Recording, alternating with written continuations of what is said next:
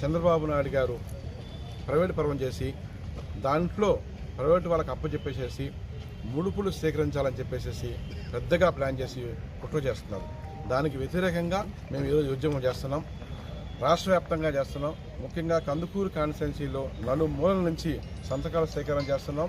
అందులో భాగంగా విద్యార్థులు, కందుకూరు ప్రజలు, పేదలందరూ కూడా ఈరోజు భారీత ర్యాలీ చేసి ఇప్పుడే సబ్ కలెక్టర్ గారికి కూడా వినతి పత్రం ఇవ్వడం జరిగింది. ముఖ్యంగా మా ఉద్దేశం ఒకటే, ప్రైవేట్ పరం చేస్తే ఈ వైద్యం పేదలకు దూరం అవుతుంది. అదే గవర్నమెంట్ పరంగా ఉంటే పేదలందరూ కూడా న్యాయం జరుగుతుంది.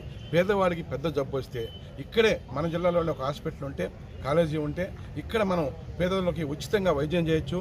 డాక్టర్లు ఉంటారు, మల్టీ స్పెషాలిటీ ఎక్విప్మెంట్ ఉంటాయి. పేదలందరికీ న్యాయం జరుగుతుందని చెప్పి మేము అందరం కూడా డిమాండ్ చేస్తున్నాం. దాన్ని ప్రైవేట్ పక్షం చేయకుండా గవర్నమెంటే రన్ చేయాలి. మా ముఖ్యమంత్రి మా జగన్మోహన్ రెడ్డి గారు అప్పట్లో పేదల పక్షాన్ని నిలబడి ఇన్ని కాలేజీలు దేశంలో ఎవరు తీసుకురాలే, జగన్ తీసుకొచ్చాడు. వాటిని నమ్ముకోవాలని చెప్పేసి చూస్తాం. చంద్రబాబు నాయుడు గారికి మేము ఒకటే విన్నవించుకుంటున్నాం, ప్రజల పక్షాన, కందుకూరు ప్రజల పక్షాన. అయ్యా, ఈ కాలేజీలని గవర్నమెంటే రన్ చేయాలి. జగన్మోహన్ రెడ్డి గారు 50% కంప్లీట్ చేశారు. మిగతా 50% మన గవర్నమెంట్లో మీరు కంప్లీట్ చేస్తే ఆ మంచి పేరు మీకు కూడా వస్తుంది. పేదలు కూడా మీ పక్షాన్ని ఉంటారు. అలా కాకుండా ప్రైవేటీకరణ చేస్తే మేమందరం పేదలందరం కూడా గవర్నమెంట్ హాస్పిటల్ పోలేక చనిపోవడం జరుగుతుంది. యాక్సిడెంట్ అయినా కానీ ఏం జరిగినా కానీ దానికి మేమందరం కూడా వ్యతిరేకిస్తున్నాం. ఉదాహరణ ఒకటి చెప్తాను. నిన్న లోకేష్ బాబు గారి ఈ జిల్లాకు వస్తే ఆయన చూద్దామని చెప్పి పేదలు పోయారు. ఒక ఆటో నిండా పెద్ద యాక్సిడెంట్ జరిగింది. ఎగిరి పడ్డారు కారు గుద్దేస్తే.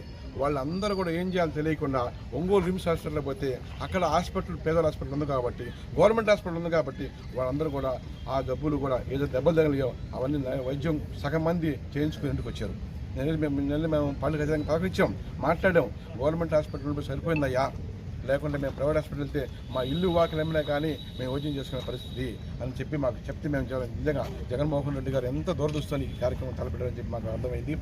మేము ఒకటే చెప్తున్నాం, ఎవరైనా మంచి పని చేస్తే వాళ్ళకి సహకరించాలి, సపోర్ట్ చేయాలి. అలా పోకుండా మీరు ఇవన్నీ కూడా కాలేజీలన్నీ కూడా అమ్మేసేసి డబ్బులు చేసుకోవాలని చూస్తున్నారు. దీన్ని తీవ్రంగా ఆంధ్ర ప్రజలందరూ ఖండిస్తున్నాం. మేము వైఎస్ఆర్ కాంగ్రెస్ పార్టీ ఏడకైనా పోతాం. ఎన్ని పోరాటాలు చేసినా కూడా ఈ కాలేజీలని గవర్నమెంట్లో నడిపే విధంగా మేము ప్రజల పక్షాన్ని పోరాటం చేస్తాం. ముఖ్యంగా మనం చెప్పుకుంటూ పోతే కందుకూరు కాన్స్టిట్యున్సీలో ఎమ్మెల్యే గారు అరాచకాలు అన్నీ కాదు, ప్రజల పక్షాన్ని మేము పోరాటం చేస్తున్నాం. మీరు చేసే పనుల మీద మేము నిలబడి ఉన్నాం.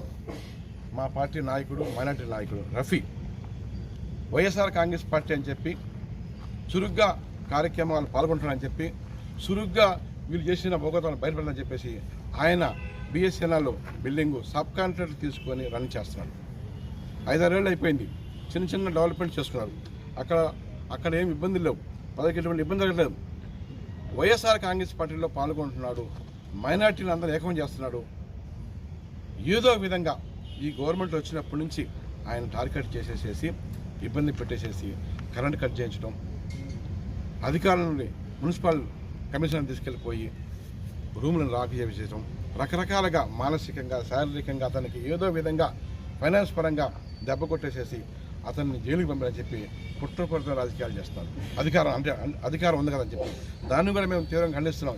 ఎందుకంటే మీరు చేసిన దుర్మార్గాలన్నీ కూడా కందుకూరు ప్రజలు గమనిస్తున్నారు. అది మీరు మర్చిపోయారు. అధికార హామీతోనే మీరు మర్చిపోయారు. అది మర్చిపోయి మీరు వ్యవహరిస్తున్నారు. ఒక మైనార్టీ నాయకుడు మైనార్టీ పక్షం నిలబడ్డాడు. అట్లాంటి పేదలను కూడా చూడకుండా మీ అధికారులతోనే మీకు అధికారం ఉంది కదా అని చెప్పేసి చిత్రహింస గురి చేసి మానసిక శోభ గురి చేస్తున్నారు. ఆ బిల్డింగు కాంప్రెషన్ లాకులేస్తే 10 కుటుంబాలు రోడ్డున పడ్డాయి. వాళ్ళ ఉసురు నీకు తగులుతుంది ఎమ్మెల్యే. అది మర్చిపో మాకు. ఎందుకంటే నువ్వు ఎన్నో రకాలుగా కష్టపడ్డానని చెప్పి ఎమ్మెల్యే అయినావు. ఇప్పుడు ఆ కష్టాన్ని మర్చిపోయినావు. నువ్వు ఆమభావంతో ఈ అధికారం శాశ్వతం చెప్పేసి కార్యక్రమాలు చేస్తున్నావు. తీవ్రంగా మేము మైనారిటీ పక్షాన మా నాయకుడి మేము తీవ్రంగా ఖండిస్తున్నాం. అది కాకుండా నువ్వు చేసే అవినీతి పోగొట్టు అన్నీ కాదు, చెప్పుకుంటా పోతే చాలా ఉన్నాయి.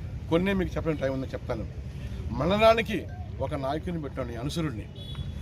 ఒక నాయకుడిని బట్టి కలెక్షన్ మొదలు పెట్టేశావు. బియ్యం అమ్ముకుంటున్నావు, అందరూ తెలిసిన విషయమే. గ్రావలు అమ్ముకుంటున్నావు, ఇసుక అమ్ముకుంటున్నావు, చేయని పని లేదు. లెక్కరు, లిక్విడ్, రకరకాలుగా ఏది అవకాశం ఉన్నా దొరకకుండా అవినీతికి పాల్పడుతున్నావు. ఇదంతా గమనిస్తున్నారు. తీవ్రంగా మేము ఖండిస్తే మా మీద ఏదో విధంగా కేసులు పెట్టేసేసి ఇబ్బందికర పరిస్థితులను గురి చేసేసి మమ్మల్ని భయభ్రాంతి గురి చేస్తున్నావు. ఒకటి నీకు చెప్తున్నాను, ఎన్నోసార్లు నేను హెచ్చరించాను మీడియా ద్వారాగా, ఇక నన్ను మానుకోయ్యా అని చెప్పేసి నువ్వు మానుకోకపోగా కొత్త పోగళ్ళకి నువ్వు తలెత్తున్నావు. రోడ్డు కాంట్రాక్ట్ నువ్వే వేస్తున్నావు. మీ పార్టీ వాళ్ళే వాట్సాప్ పెట్టారు, మన ఏదో ఊళ్ళు చదివాను, నేను పేపర్ చదివాను. రోడ్డు వేసి 4 రోజులకే రోడ్లన్నీ వెంకటాద్రిపాలెం మీ వాళ్ళు సోషల్ మీడియా పెట్టారు, మేము కూడా చూసి వచ్చాం. రోడ్లు వేసిన వారం రోజుకే అన్ని పారంతా లేచిపోయి గుంట పడిపోయింది. బిల్లులు చేసుకుంటున్నావు, సొమ్ము చేసుకుంటున్నావు. ఇది అగటని చెప్పి నువ్వు ఇట్లా ఉన్నావా? అన్నీ మా దృష్టిలో ఉన్నాయి. మీ పార్టీ వాళ్ళే విమర్శిస్తున్నారు, సోషల్ మీడియాలో పెడుతున్నారు, దాన్ని కూడా నువ్వు లెక్క చేయట్లే. లెక్క చేయకపోగా ఎక్కడ చూడు అవినీతి పేకల లోతు కష్టాలకు వెళ్ళిపోతున్నావు. నీకు తెలియకుండానే ఎన్నోసార్లు నేను హెచ్చరించాను, అయినా లెక్క చేయకుండా నోటుకొచ్చిన మాట్లాడటం, నోటుకొచ్చిన విధంగా పోలీసులను ఉసుకెలుపుతున్నాం మా మీదకి. మేము ప్రజల పక్షాన ప్రజల స్పందన చెప్పాలని చెప్పేసి చిన్న ర్యాలీ పెట్టుకుంటే ఆ ర్యాలీకి ఆకాంక్షలు మైకి పెట్టుకోకూడదు, ఎక్కువ దూరం నడవకూడదు, ఎక్కువ మంది జమ కాకూడదు. 10 మంది జమ అయితే వాళ్ళని పోలీసులతోనే లాఠీలతో కొట్టించి చెదరగొట్టించేస్తున్నాం. ఇవన్నీ కూడా కందుకూరు ప్రజలు గమనిస్తున్నారు. ఎందుకంటే 20-25 సంవత్సరాలు